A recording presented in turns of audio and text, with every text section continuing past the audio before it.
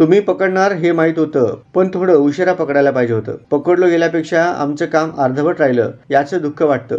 त्याने माझी समाजात खूप बदनामी केली आहे. शरणू शिवराय हांडेचं अपहरण करणाऱ्या अमित सुरवसेचं हे वाक्य ऐकून पोलीसही थक्क झाले होते. दोन नेत्यांच्या कार्यकर्त्यांमध्ये एकमेकांचा जीव घेण्यापर्यंत मजल गेली आहे. शरणू हांडे या गोपीचंद पडळकर यांच्या कट्टर समर्थकाला अपहरण करून त्याची हत्या करण्याचा प्रयत्न सोलापूर पोलिसांनी हाणून पाडला. राष्ट्रवादीचा कट्टर कार्यकर्ता अमित सुरवसे याच्यासह 6 आरोपींना पोलिसांनी गुरुवारी रात्रीच ताब्यात घेतलं. गोपीचंद पडळकर यांनी केलेल्या एका वक्तव्यामुळे सोलापुरात 2 कार्यकर्ते एकमेकांना जीवेत ठार मारण्याचा प्रयत्न करत आहेत. 3 महिने अगोदर 4 वर्षापूर्वीची घटना ध्यानात घेऊन भाजप आमदार पडळकर यांच्या शरणू हांडे या कट्टर कार्यकर्त्याने राष्ट्रवादीच्या अमित सुरवसेला 3 महिने अगोदर जबरदस्त मारहाण करून सोशल मीडियावर व्हिडिओ व्हायरल केले होते. तो अपमान सहन न झाल्याने अमित सुरवसे यांनी वेगळाच प्लॅन केला होता. सुदैवाने पोलिसांनी वेळेत तपास केल्याने शरणू हांडेचा जीव वाचवला.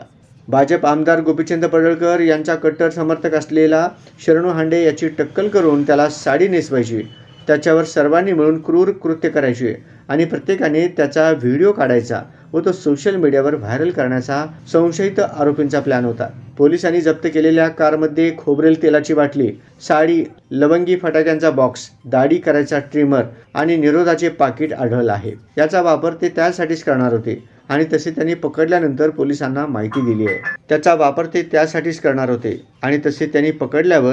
माहिती दिली आहे. या घटनेचा सखोल तपास सुरू असल्याचं MIDC पोलिसांनी सांगितलं.